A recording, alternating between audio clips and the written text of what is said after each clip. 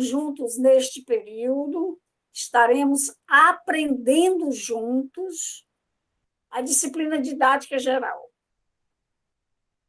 Espero que vocês, como estudantes, tenham interesse e compromisso com o conteúdo programático desta disciplina, considerando que este conteúdo é de grande valia para a formação de professores.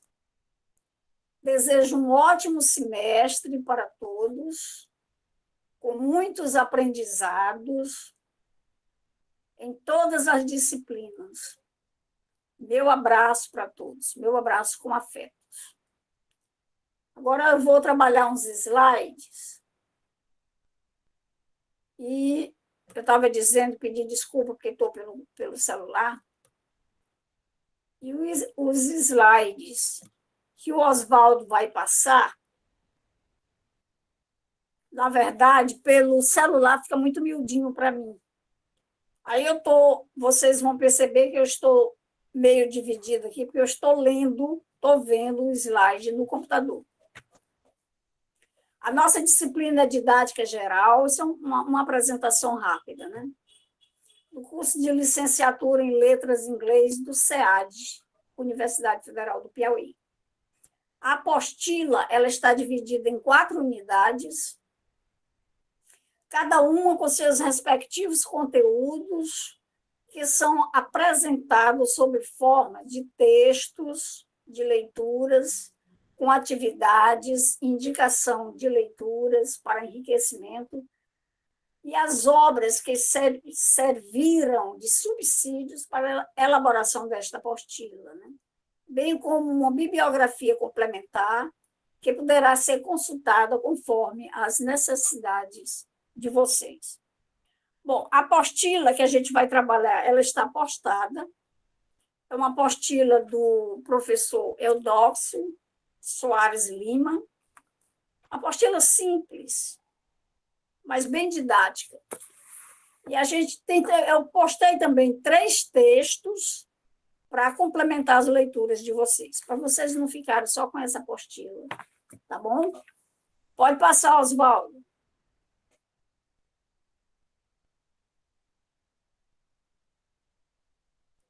Boa noite, Antônio Carlos.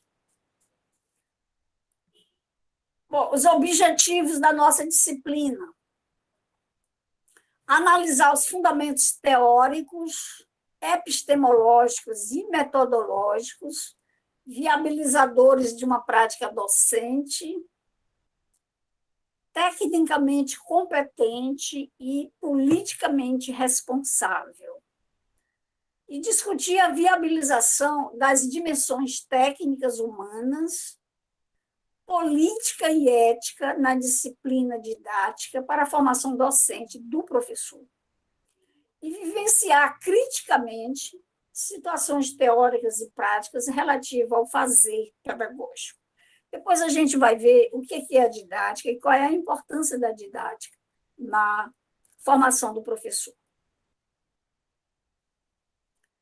Na unidade 1, veremos fundamentos epistemológicos da ação didática. Mas eu queria discutir com vocês uma coisa que eu percebo dos meus alunos. Que vocês leem os textos ou as frases e não atentam para entender o que ela diz. Por exemplo, fundamentos epistemológicos da ação docente. Para eu entender isso aqui, eu preciso saber o que é fundamentos e o que é epistemologia, não é?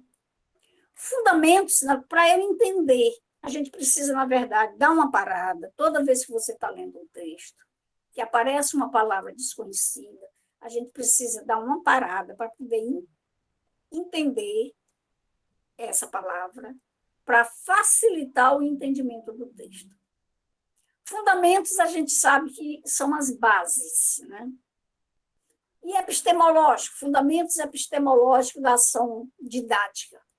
O que é epistemologia? Epistemologia nada mais é do que ciência. Então, Poderia ser fundamentos científicos da ação didática. Mas, para melhorar o texto, a gente fala fundamentos epistemológicos da ação didática, ou seja, da ação didática, da prática didática. Dentro desses fundamentos, nós iremos ver concepções de educação, concepções de ensino, concepções de aprendizagem, concepções de pedagogia, que a gente não vai ver concepções de pedagogia, porque o curso de vocês não é pedagogia. Essa é dentro da unidade 1. Na unidade 2, nós vamos ver didática. Etimologia, histórico, conceitos, caracterização e objeto de estudo da didática. O que é etimologia, para a gente poder entender as coisas? Etimologia, na verdade, é a origem, seria a origem da didática, né? A origem, o que significa essa palavra, de onde veio, aí já é o histórico. Né? Nós iremos ver também o papel da didática na formação dos professores. E competência profissional do professor e suas dimensões. Pode passar, Oswaldo. Oswaldo? Pronto. Na unidade 3, é planejamento educacional. Nós que estamos nos formando em professor, a gente precisa entender essa coisa do planejamento educacional. São concepções de planejamento, níveis de planejamento educacional, planos de desenvolvimento institucional, que é o PDI, projeto pedagógico institucional, que é o PPI, e projeto político pedagógico, que é o PPP. Vocês que vão trabalhar nas escolas, vocês vão ver de forma mais presente o PPP, o projeto político pedagógico, que toda escola tem. E esse projeto, de vez em quando, ele é reformulado. E quem faz esse trabalho são os professores da escola. A direção, a coordenação, junto aos professores, e elabora ou modifica esse projeto político pedagógico. Pode passar, Oswaldo. Na unidade 4, que é a última, nós vamos trabalhar 3 unidades dessa apostila, nós vamos ver, na unidade 4, o processo de organização do trabalho docente. Como é que esse trabalho docente se organiza? Como é que ele é organizado? Isso, dentro dessa unidade, veremos planejamento de ensino, concepções e importância, fases do planejamento, elementos do plano de ensino, que vocês, quando vocês vão fazer concurso, por exemplo, que tem uma prova didática, essa prova didática tem que ter um planejamento, tem que ter um plano de ensino, que dentro desse plano de ensino vai ter título, objetivo, conteúdo, metodologia, recursos e avaliação. Ou seja, os objetivos da sua disciplina, o conteúdo, a programação, né? A metodologia, como é que você vai trabalhar, os recursos utilizados e avaliação. Vamos ver também a elaboração, execução e avaliação de ações didáticas. Pode passar, Oswaldo. Bom, como em todo slide, todo plano de disciplina, tem os procedimentos pedagógicos e tecnológicos. O que a gente vai utilizar pedagogicamente e vamos usar tecnologicamente? As mesmas coisas de sempre. Fóruns, que, por sinal, eu estou acompanhando vocês, já estão respondendo os fóruns, estão respondendo as atividades, eu já vi boas respostas, bons comentários. Então, fóruns, atividades, leituras, análise, síntese de textos, livros, artigos e outros materiais sugeridos pelo coordenador da disciplina. Pode passar, Oswaldo. Bom, hoje, a minha pretensão hoje, agora eu esperava, sinceramente, que tivesse mais alunos na sala, né? A gente perde o pique para dar aula para um aluno. Gente, tem um aluno na sala. E tem a Virgínia, e tem a Mara, e tem o Oswaldo. Parece que só são estes, Oswaldo. Professora, tem alguns alunos, eu acho. Tem? Tem, Pronto, tem. porque não estão aparecendo aqui para mim. Mas tudo bem. Tem mais alunos, não é? Que bom, eles deviam abrir as câmeras, até para eu vê-los. Olha, educação à distância já tem esta barreira onde a gente não lê o gesto do nosso aluno. E quando a gente vai ministrar uma aula online e os alunos ainda não mostram a carinha deles, aí é um desestímulo danado para a gente, rapaz. Eu queria estar vendo mais gente aí. Tem 15 participantes, segundo a Mara. Se abrir as câmeras, trava um pouco? Se abrir, é? Que pena. Bom, então vamos. Mas depois eu quero a participação de vocês. Eu vou falar um pouco, mas depois eu quero a participação de vocês. Só vou pedir licença que eu vou sair um pouquinho para pegar aqui a água, viu?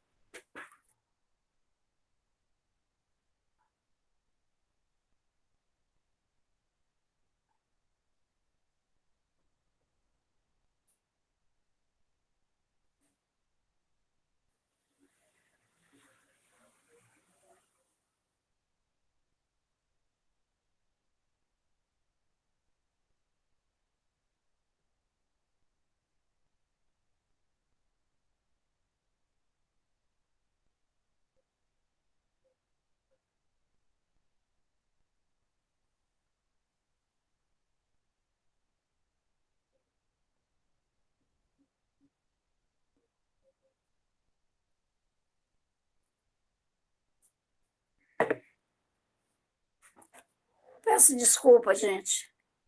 Teria que ter trazido a água desde o início, não é? A gente traz para a sala de aula todos os instrumentos que a gente precisa. E a água é uma delas. É um deles, um dos instrumentos. Então, vamos lá. A minha intenção é trabalhar hoje a unidade 1, porque nós temos 4 aulas, não é, Oswaldo? Nós teremos 4 aulas. Isso. Como são 4 unidades, nós vamos trabalhar cada unidade em uma aula, até para não cansar vocês.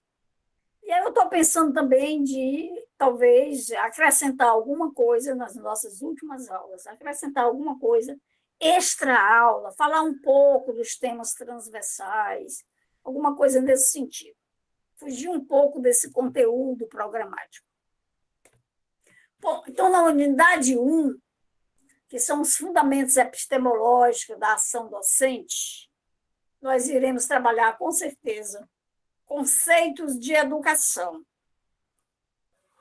Educação é uma coisa que a gente vive a educação durante toda a nossa vida. Mas se alguém se vira para a gente, até mesmo um aluno, os alunos do ensino fundamental, que são crianças ainda, jovens, eles são curiosos, criança é muito curiosa, né? Pode perguntar, professora, você está a vida toda falando de educação, mas o que é educação? E a gente, às vezes, se enrola para saber o conceito de educação.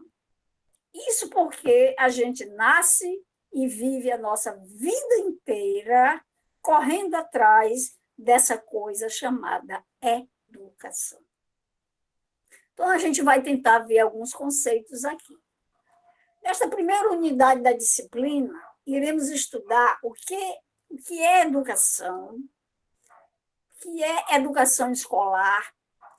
Dentro dessa educação escolar, a gente vai ver um pouco de educação escolar e educação formal e informal. A educação na LDB, que está bem trabalhado na apostila.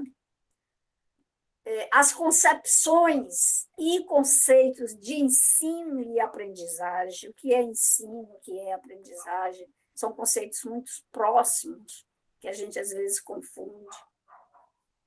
As tendências pedagógicas manifestadas na prática educativa dos professores e o papel da didática em cada uma dessas tendências e o papel da didática na formação dos professores. Interessante essas tendências que a gente às vezes chama tendências pedagógicas e às vezes a gente chama concepções pedagógicas ou concepções de educação. É a mesma coisa. Quanto faz eu falar tendência como concepção, é a mesma coisa. Então, nós vamos ver um pouco disso. E eu queria, inclusive, alertar os alunos que essas tendências ou essas concepções de educação, no decorrer da história da educação, elas estão presentes, elas caem em todo concurso que vocês forem fazer. Que seja concurso municipal, que seja concurso do Estado. Sempre tem uma questão, ou duas, ou três, ou quatro, sobre as tendências pedagógicas. Isso é uma coisa básica. Então, a gente tem, na verdade, que estudar e interiorizar esse conhecimento, porque cai em concurso. Bom, vamos iniciar, então. A pedagogia e as tendências pedagógicas e o papel da didática. Nós temos a pedagogia liberal e a pedagogia progressista. Na pedagogia liberal, são classificadas as seguintes tendências. Tendência ou concepção liberal tradicional, tendência liberal não diretiva e tendência liberal tecnicista, nesse primeiro grupo. Né? Pode passar, Oswaldo. Na tendência liberal tradicional. Em todas elas, a gente vê o papel da escola. Qual é o papel da escola na tendência liberal tradicional? Por exemplo, quais são os conteúdos de ensino? Quais são os métodos de ensino dentro dessa concepção? Quais são os pressupostos de aprendizagem? E as manifestações na prática escolar? E o papel da didática? Tudo isso está presente nessas concepções e a gente precisa, na verdade, conhecer essas concepções e saber onde que elas estão. Se é na liberal, se é na progressista, se é na libertária, se é na libertadora. Entendeu?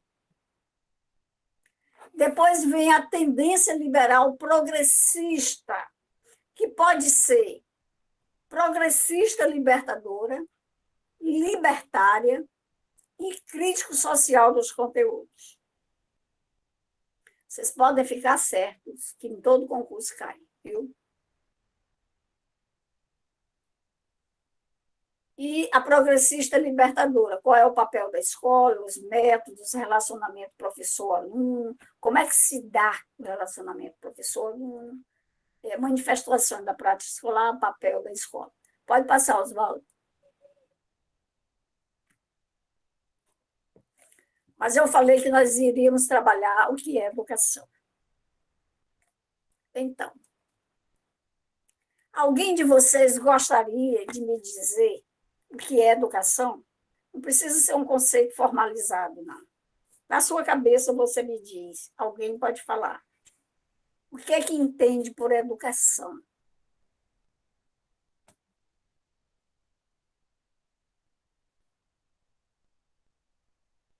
Não? Ninguém se arrisca? Então, etimologicamente, eu já falei para vocês o que é etimologia. Etimologia é origem. Né? Etimologicamente, a palavra educação vem do latim, que significa educere. Que significa o quê? Significa extrair, tirar, desenvolver. Tá? Mas, vendo a apostila, vocês vão encontrar o seguinte, que a educação é uma atividade criadora que visa a levar o ser humano a realizar as suas potencialidades. Potencialidades físicas, intelectuais, morais. Por favor, deixa eu ver esse conceito que alguém colocou. Já passou. Bom, potencialidades físicas, intelectuais, morais e espirituais. Não se reduz, queria chamar a atenção para isso aqui. A educação não se reduz à preparação para fins exclusivamente utilitários, como uma profissão, por exemplo, mas abrange o homem integral em toda a extensão de sua vida, sensível, espiritual, intelectual, moral, individual, doméstica e social. Então, eu quero comentar bem isso aqui com vocês. A educação não se reduz somente para fins exclusivamente utilitários, ou seja, uma profissão. Não é só isso. Eu não quero estudar para ser apenas uma professora, ou seja, ter só esse fim utilitário.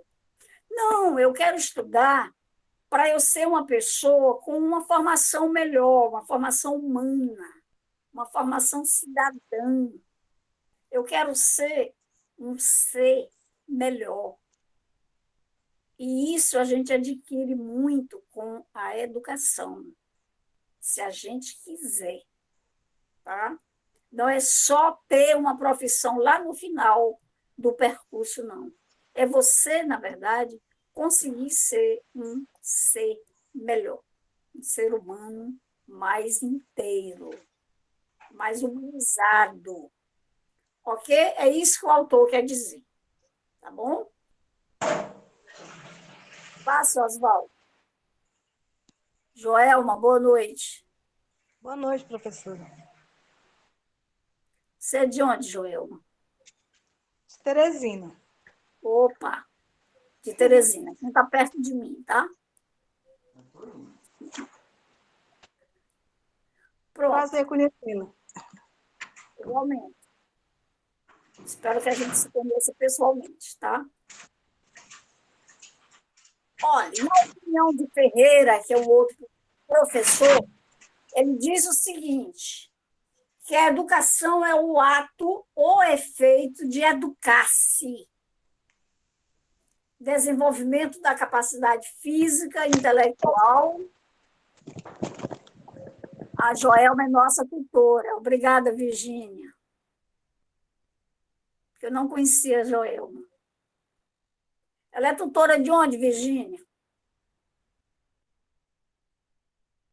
A Andressa eu conheço.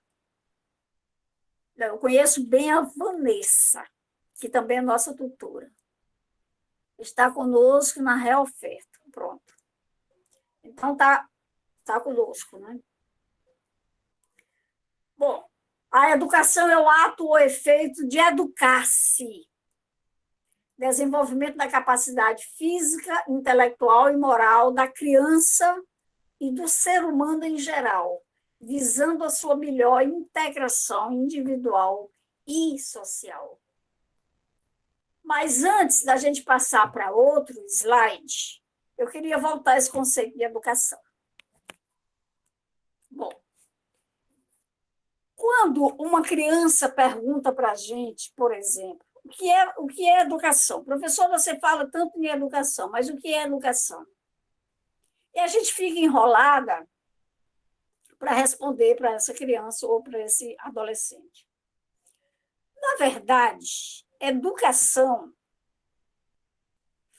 é um processo. Primeira coisa, a gente tem que entender que a educação é um processo. E o que eu quero dizer quando eu falo que a educação é um processo? Eu quero dizer que a educação não está completa nunca. Processo é aquilo que está se processando, que está caminhando, que está andando.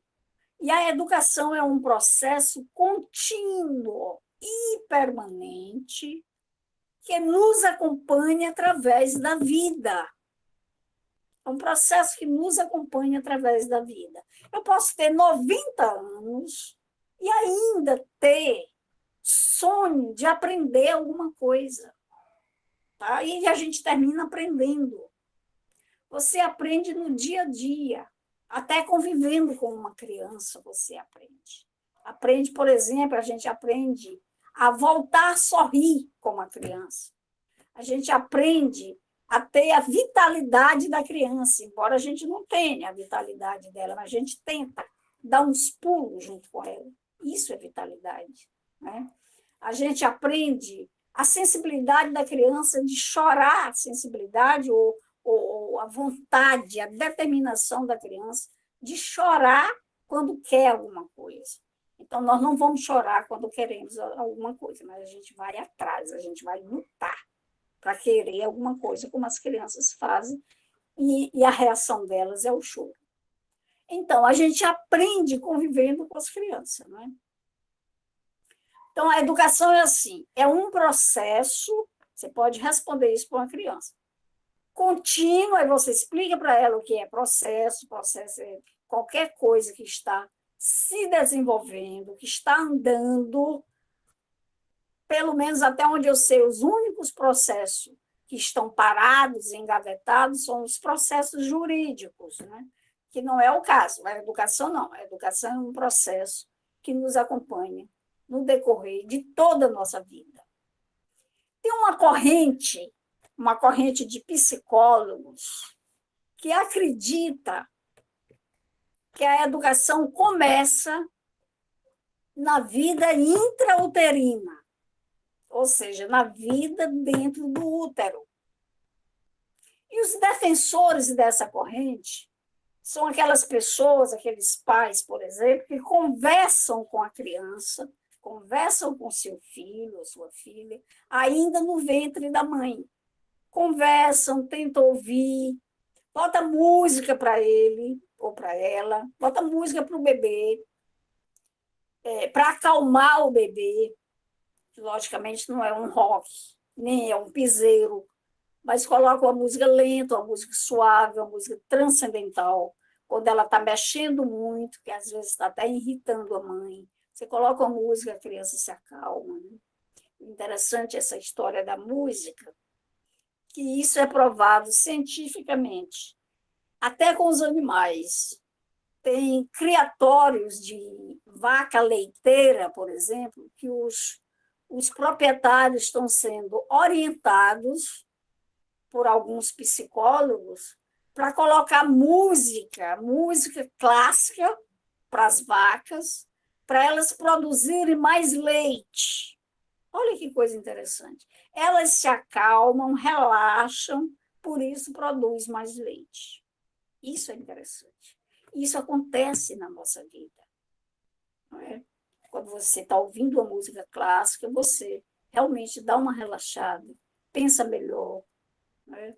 Eu acredito que alguém que vai matar alguém, se ouvisse uma música antes, não atiraria.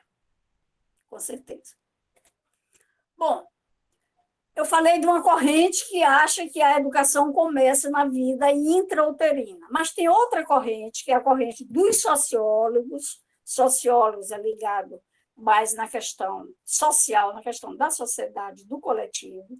Então, eles acreditam que a educação não começa na vida intrauterina, que a educação começa exatamente quando você nasce. Que aí você nasce numa família, embora que essa família seja mínima, mas você nasce e se cria perto das pessoas, que seja o pai, que seja a mãe, que seja só uma mãe, que seja só uma avó, que seja dois pais, que seja duas mães, isso não interessa, você está junto com alguém, você está se relacionando com alguém. Então, para esta corrente, a educação começa exatamente aí. Começa com a interação social. Bom, Qualquer das duas correntes eu acho válida e acredito em ambas. Eu acredito que a educação começa na vida intrauterina e se fortalece com o nosso nascimento. Mas o importante é saber que a educação nos acompanha durante toda a vida. Antigamente, eu lembro que as pessoas se formavam e diziam assim, eu estou formado, consegui um emprego e ia viver naquele emprego até se aposentar. Hoje não. Hoje a gente termina um curso, a gente quer fazer uma especialização, a gente quer fazer um mestrado, e a gente não para mais nunca mais de estudar, tá? Porque realmente o conhecimento ele é mutável, ele está se modificando na sociedade, e a gente precisa acompanhar esse desenvolvimento das coisas, inclusive dos saberes, do conhecimento. Não é uma coisa estática, porque nada da vida é estático. A vida está em movimento. A vida é mudança. Tá? O Heráclito dizia que a única verdade que ele conhecia era exatamente a mudança. Tá? Que a mudança ela é uma coisa constante em nossa vida. Bom, pode mudar, Oswaldo. Bom, agora, antes da gente entrar no outro tópico, seria interessante a gente discutir esse conceito de educação. O que é que a gente tem na cabeça como educação? Porque aí ainda entra a questão da educação formal, a educação informal, qual é a educação, qual é a melhor educação, se é a formal, se é a informal, qual é a educação verdadeira, é a formal ou informal. Para mim, educação é educação e deve ser respeitada. Que seja formal, que é essa educação acadêmica, essa educação que a gente adquire nas escolas, é a educação formal. Educação informal é aquela educação que a gente traz lá, que a criança traz lá dos seus familiares, lá daquelas brincadeiras de rua, mas é um saber e é uma educação. Tá? Tem pessoas que nunca foram, nunca pisaram, nunca sentaram num banco escolar, numa carteira escolar. Contudo, elas têm a sabedoria delas. E essa sabedoria foi adquirida na vivência dela. Certo? Bom, mas o que é ensino-aprendizagem? Que está lá na unidade 1. Iremos tratar do binônimo ensino-aprendizagem de forma separada inicialmente. Depois enfocaremos esse processo no âmbito escolar. Vale destacar que os assuntos aqui tratados não esgotam a reflexão sobre esse sistema de interesse de todos nós, alunos e professores. Exatamente. Eu não estou falando, gente, nenhuma verdade. Toda verdade ela é discutível. E nem eu queria que a gente refletisse isso. E também não é uma coisa parada, uma coisa que esgota aqui. Eu falei tudo sobre educação? Pô, eu não sei falar tudo sobre educação. Educação é um tema sobre didática. São temas altamente vastos. Né? Didática a gente pode até delimitar, mas a educação não. A educação prossegue na vida. Né? Pode passar, Oswaldo.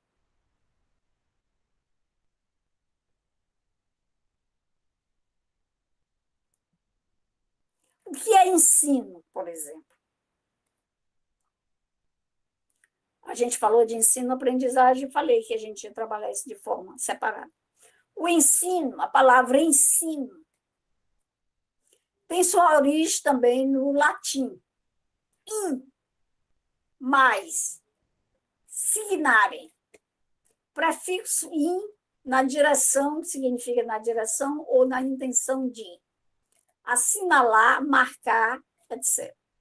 Ensino e aprendizagem, segundo Ávila é um estudioso, é homem, são os dois polos de um mesmo processo. Entendido o ensino como ação sistemática, outra palavrinha que a gente precisa saber o que é. O que é sistemática? O que é uma ação sistemática? É uma ação organizada, né? Entendido o ensino como ação sistemática, ordenada e intencional de transmissão de conhecimento, experiências e aprendizagem como resultante desta ação. O ensino é o caminho, a aprendizagem é resultante desta ação. Pode passar, Oswaldo. Aprendizagem. Aí vem novamente a etimologia da palavra. A aprendizagem vem do latim, aprenderem. Boa, peço licença para sair. Ok, Virgínia, um abraço. O que significa apoderar-se? Olha que palavra da moda, apoderar-se. Vem da aprendizagem, do latim aprenderem, que significa apoderar-se. Apoderar-se. Desse modo, a aprendizagem é a aquisição de conhecimento ou habilidade. Ela pode ser definida como um processo de integração e adaptação do ser ao ambiente em que vive, implicando em mudanças de comportamento. Neste sentido, podemos dizer que a aprendizagem é um processo que ocorre internamente, ou seja, corresponde às mudanças que se realizam nas estruturas cognitivas das pessoas. Vamos tentar analisar isso. Pode voltar, Oswaldo. Vamos tentar analisar. Bom, está dizendo que etimologicamente, aprendizagem significa apoderar-se.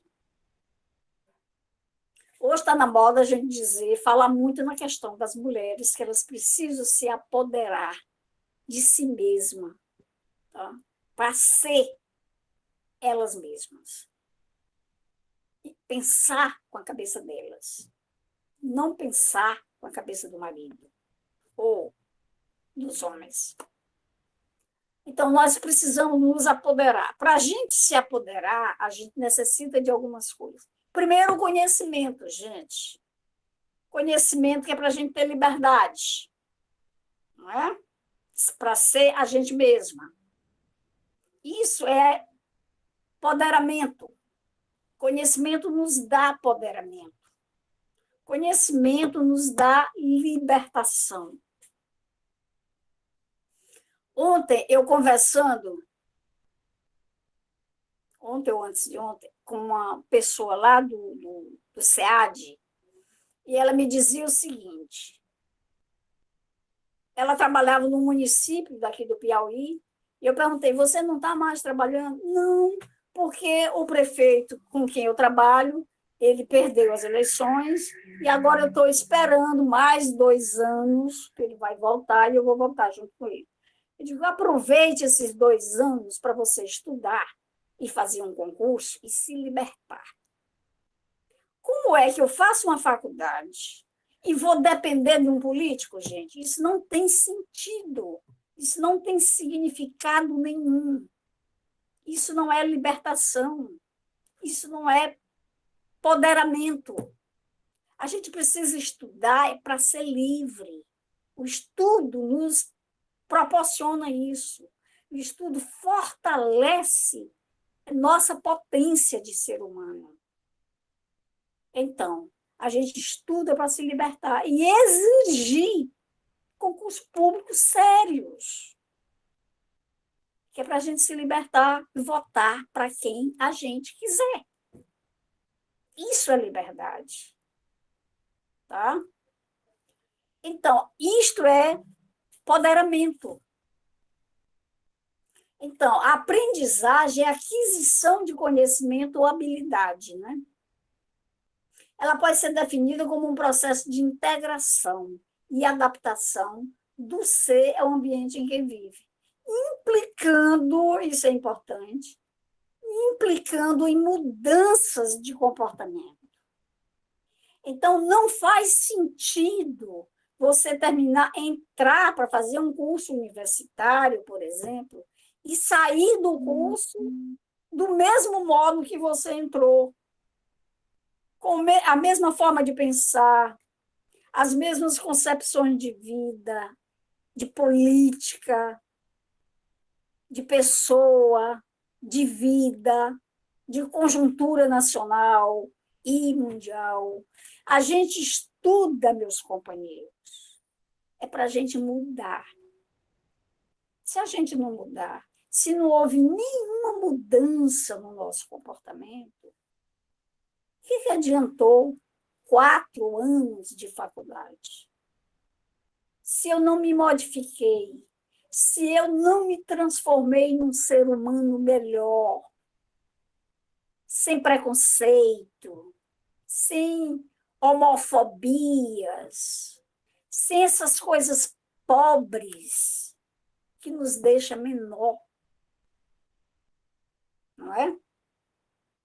Neste sentido, podemos dizer que a aprendizagem é um processo que ocorre internamente, com cada um. Ou seja, corresponde às mudanças que se realizam nas estruturas cognitivas das pessoas, nas estruturas cognitivas, nas estruturas intelectuais nossas. E isso nos faz, pelo menos é para nos fazer mudar de comportamento, mudar, ser uma pessoa mais livre, ser uma pessoa mais... Quando estou falando livre, não é só no sentido de liberdade, não, é no sentido da gente ser livre dessas questões preconceituosas que a gente vê cotidianamente. Ok? Agora passa, Oswaldo, por favor.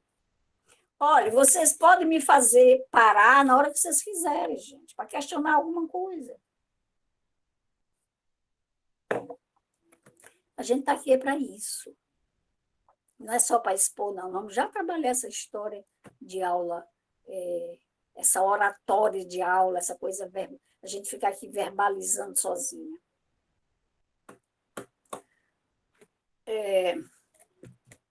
Agora nós vamos voltar às concepções pedagógicas e o papel da educação de uma forma um pouquinho mais explicativa, que a gente só citou os itens e não explicamos. O professor Libânio, em 1986, que já vai há alguns anos, mas essas concepções não mudaram, classificou as concepções em 2 grandes grupos, né, que a gente já até falou rapidamente, a pedagogia liberal e a pedagogia progressista. Na pedagogia liberal, eu queria lembrar vocês, hoje a gente está vendo aí as questões políticas, se fala muito na questão do liberalismo, e a gente precisa entender essas correntes, né? O termo liberal, na verdade, não significa avançado, não significa um termo democrático. A gente está vendo aí partido liberal que não tem nada de democrático. Não significa uma concepção aberta, não é. Liberal, na verdade, é uma coisa bem tradicional. Tá?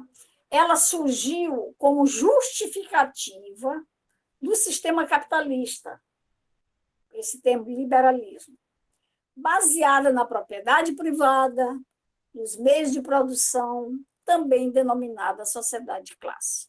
Então, a pedagogia liberal nasceu com essa divisão de classes, tá? Então, não é uma coisa democrática, não é uma coisa aberta, não é uma coisa avançada, não é. É a pedagogia tradicional. Na concepção liberal, encontramos a tendência liberal tradicional, a tendência liberal renovada, progressista, e a tendência renovada não diretiva e a tendência liberal tecnicista.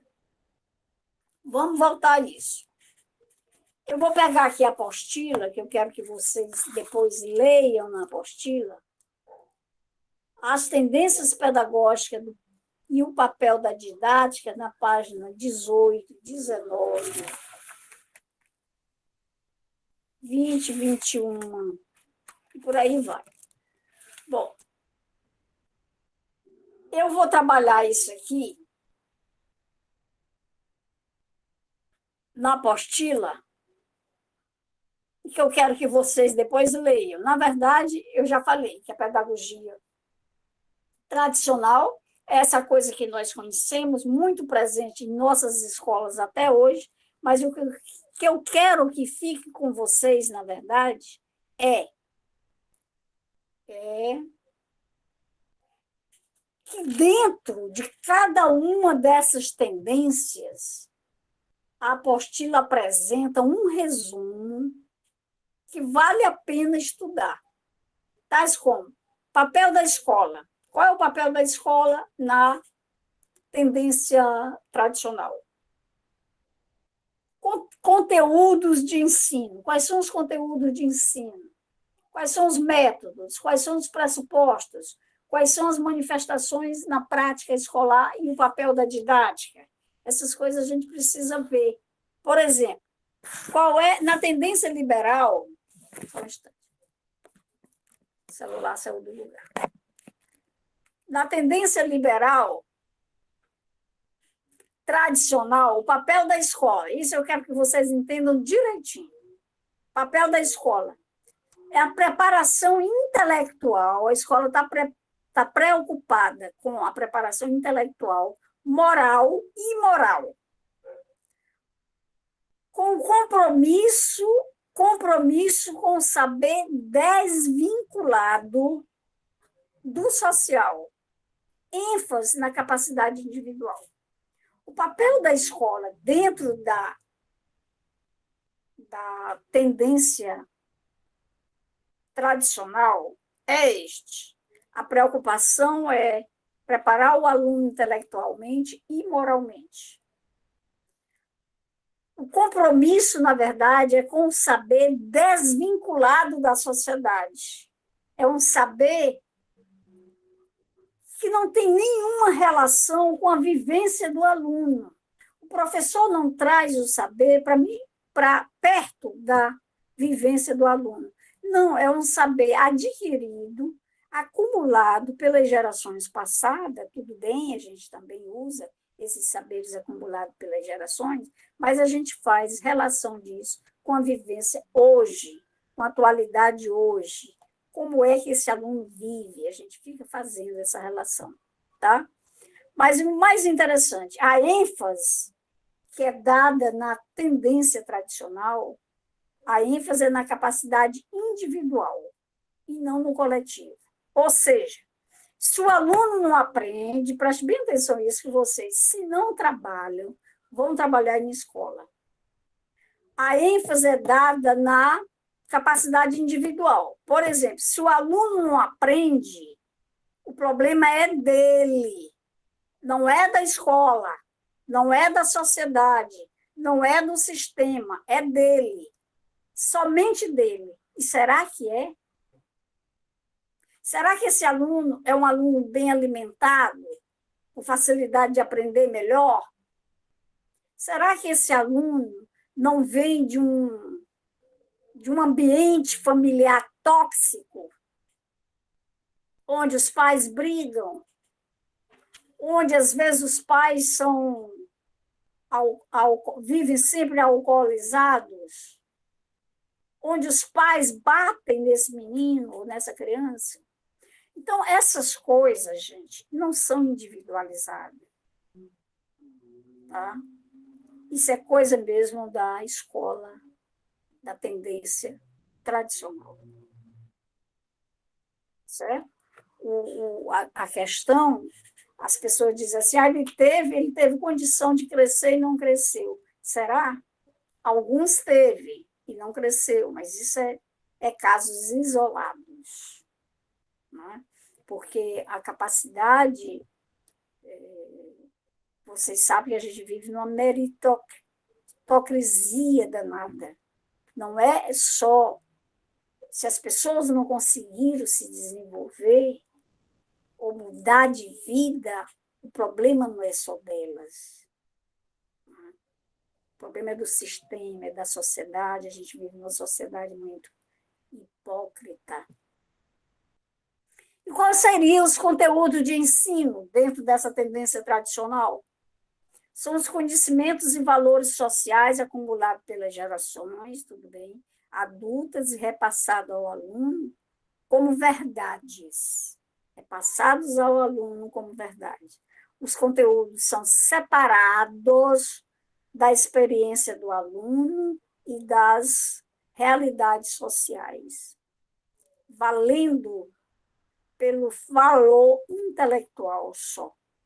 Então, os conhecimentos são, nós repassamos conhecimentos acumulados, logicamente, pelas gerações passadas, mas não como verdades absolutas.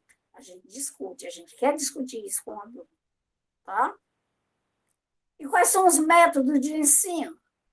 Essa tendência tradicional todos nós conhecemos, todos nós somos formados ou estamos sendo formados dentro dessa tendência, que ainda hoje é muito forte. Bom, os métodos enfatizam a exposição verbal, era isso que eu queria falar para vocês.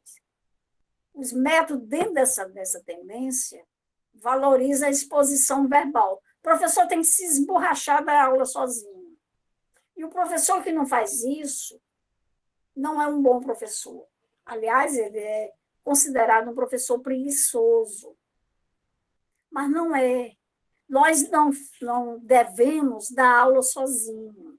A gente dá aula para e com os alunos. Nos ensinos em escola básica, por exemplo, tudo bem. Você precisa realmente, principalmente com criança pequena. Mas depois pergunte aos alunos. Acostume esse aluno a participar das suas aulas, a lhe fazer perguntas e a somar com você, com o conhecimento que ele dispõe. Eles dispõem de conhecimento, eles dispõem de saberes. Não é? Na universidade presencialmente, a gente costuma fazer muito isso. Eu, particularmente, faço muito isso. Dou um texto para os alunos, o texto está na Xerox tal, pegue lá, leia para a aula seguinte. A aula é amanhã, leiam hoje. Chega a aula, vocês agora vão discutir o texto. E a minha função lá na frente é apenas auxiliar, colaborar, acrescentar. Mas a discussão é dos alunos. Eles é que precisam fazer essa discussão. Não é? Isso para a gente fugir desse padrão tradicional. Alunos têm que participar da aula. Que história é essa de aula verbalizada a vida toda pelo professor? Mas agora mesmo eu estou provocando vocês a participarem. Poucos entram aqui e participam aqui com alguma coisa. Mas eu gostaria que vocês participassem falando mesmo, não através de mensagem, porque a mensagem fica mais difícil para eu ler e comentar no momento. Seria interessante vocês participarem falando. Abram os microfones e falem. Bom, qual é o relacionamento professor-aluno dentro dessa tendência tradicional? Vocês conhecem, né? Relacionamento professor versus aluno. ênfase na autoridade do professor e atitude passiva dos alunos. O professor fala sozinho, o professor está lá em cima, ele sabe tudo, os alunos não sabem de nada, ele só ouve de forma passiva. Gente, isso é uma coisa muito tradicional. Eu não quero ser tradicional. Eu quero a participação de vocês, eu quero que vocês não sejam passivos, nem na aula, nem na vida. Não é? A relação professor-aluno não deve ser uma relação verticalizada, deve ser uma relação horizontal, professor igual aluno. Aliás, todos os relacionamentos humanos não devem ser verticalizados. Relacionamento pais com filhos deve ser de discussão, de diálogo, e não de imposição. Relacionamento marido-mulher deve ser horizontalizado, com discussões, com diálogo, nem ninguém mandando em ninguém, nem ninguém sendo dono de ninguém. Por isso que tem os crimes de feminicídio, é porque os homens querem ser dono das mulheres e ninguém é dono de ninguém. Você ama alguém, mas você não é dono desse alguém. Tá? Esse alguém tem uma cabeça diferente da sua, pensa diferente de você. E que bom que ele pensa diferente, que ele não é você. Por isso é que dá certo as relações, é para dar certo exatamente baseado nas diferenças, porque as diferenças complementam, as diferenças somam, não é? Bom, pressupostos de aprendizagem. Os pressupostos de aprendizagem, a aprendizagem dentro dessa coisa tradicional, dessa tendência tradicional, a aprendizagem é receptiva, é mecânica, é coerciva, ela é baseada na retenção, na transferência de aprendizagem, dependendo de treino, de repetição, de memorização. Tem professor que exige do aluno que escreva do jeito que está no livro. Então, o aluno precisa, na verdade, memorizar, e não é isso. Nós não estamos formando papagaios, nós estamos formando gente. Precisa ler e explicar o que leu. A gente vê isso muito presente, gente, eu chamo sempre a atenção disso, porque a gente vê muito presente nos TCCs de vocês, a dificuldade que vocês têm para escrever, porque é a dificuldade que vocês têm de ler e entender. Porque quando a gente entende, quando a gente interioriza esse conhecimento, a gente sabe explicar, a gente sabe escrever sobre ele. Tá? Embora citando os autores, lógico, citando, colocando aspas, colocando ano e página quando é textual, tá certo? Mas não pedindo, exigindo dos alunos essa retenção de conhecimento de forma errônea, essa memorização absurda. Ok? Bom, eu poderia, na verdade, fazer aqui também um paralelo entre esses elementos que eu terminei de falar, que é o papel da escola, que são os conteúdos de ensino, que são os métodos, que é o relacionamento professor-aluno, e fazendo um paralelo. Eu trabalhei, nesse momento, a tendência tradicional. E se eu levar para a libertária, para libertadora, se eu levar para a tendência libertadora, é o contrário disso. Mas eu não preciso comentar isso nesse momento, porque eu quero que vocês leiam e façam, na verdade, esse paralelo. Talvez seja até quem faltar, quem for para a prova final, eu acredito que nenhum de vocês tenha esse gosto de ir para a prova final, porque a prova final sempre é uma avaliação mais complicada. Talvez eu peça uma coisa parecida com isso aí. Então, eu acho bom que vocês façam todas as atividades, façam as avaliações, com critério, com compromisso.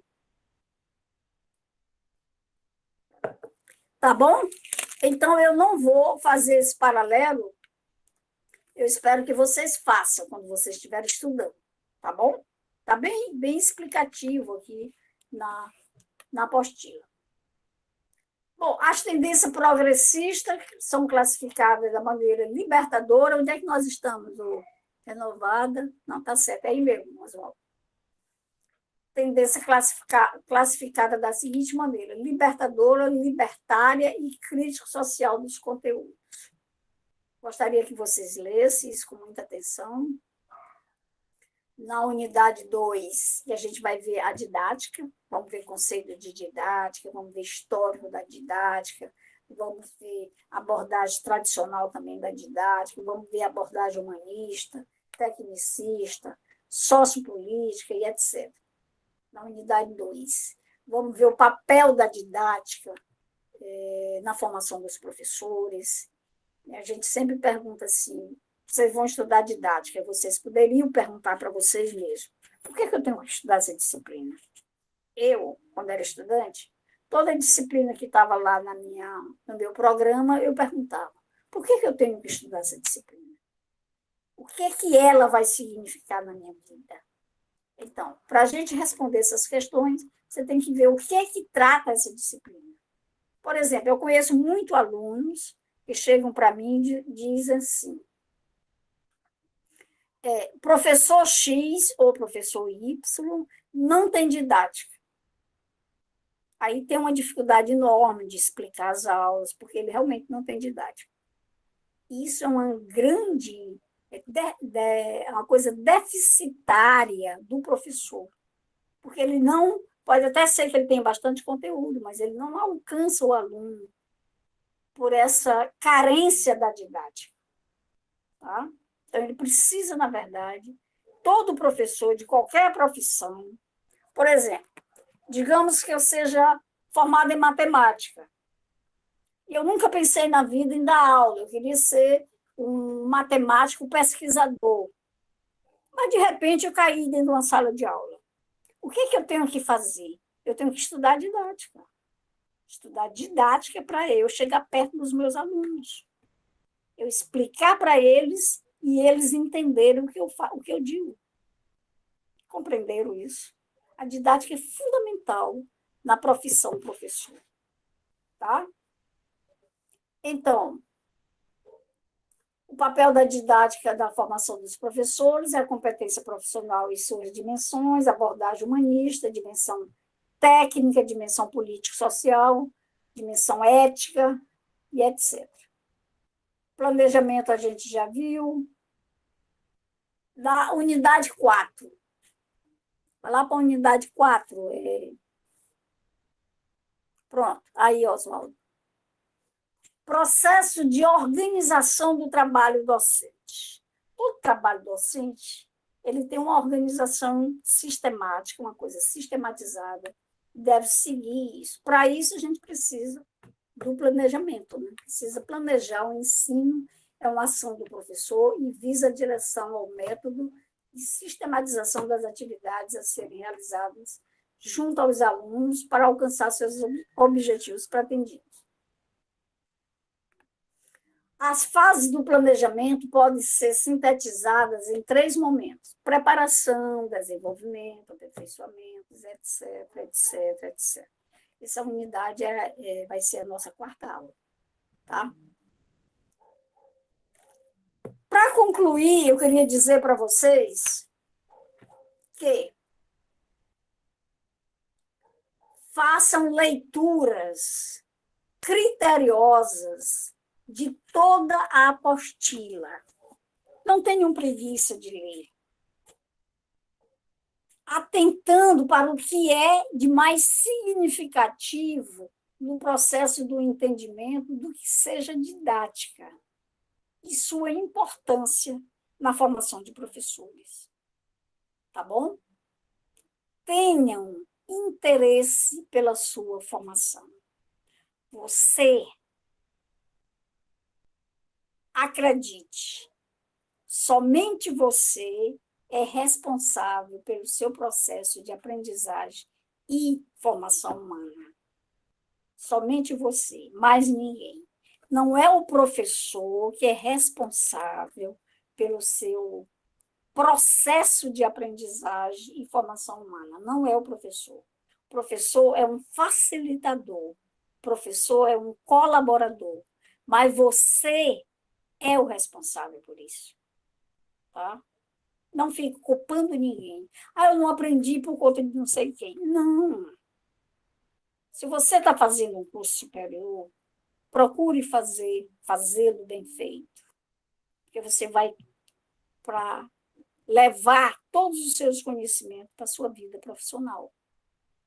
Então, você, meu amigo e minha amiga, são os únicos responsáveis pelo seu processo de aprendizagem e formação humana. Queria chamar a atenção por uma coisa. Muitas vezes você tem conteúdo, tem aprendizagem, mas não tem trato humano. Você é prepotente, é não sei o quê. Isso está faltando o quê? Formação humana. não é? Muitas vezes você tem formação humana, mas não tem conhecimento. Então, essas duas coisas devem vir sempre casadas. A aprendizagem, que é o nosso conhecimento interiorizado, que aprendemos durante toda a vida e fortalecido no curso, vocês estão fazendo um curso universitário, então, que vai te dar, na verdade, a oportunidade de você desenvolver o seu conhecimento e a sua formação humana. Tá bom? Obrigada pela escuta. Pode passar, Oswaldo? Vá para o último. Oswaldo, vá para o último lá. Então, obrigada pela escuta. Eu não gosto de dar aula muito longa, porque cansa os alunos. E quando é presencial, a gente tem outros fatores que nos distraem. Por exemplo, o gesto dos alunos, uma gargalhada de vez em quando, um sorriso, um comentário. Mas online é complicado. Você ficar ligado nessa telinha 1 hora, 1 hora e meia, é um horror, gente. Então, eu costumo dar minhas aulas não muito longas, para não cansar vocês. Podemos conversar agora sobre a aula?